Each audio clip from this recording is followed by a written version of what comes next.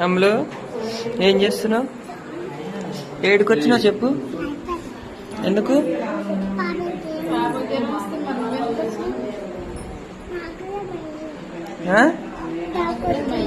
ఏమైంది? తగ్గొస్తుంది. అయ్యో అమ్ములకైతే తగ్గొస్తుంది. చిట్టికైతే ఫీవర్ వచ్చిందని హాస్పిటల్ తీసుకొచ్చినాం కదా.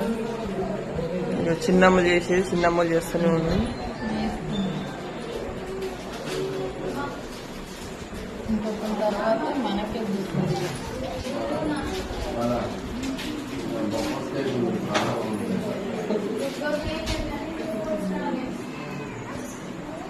హాస్పిటల్లో ఒక్కొక్క పిల్లలకైతే టెస్టులు చేస్తారు.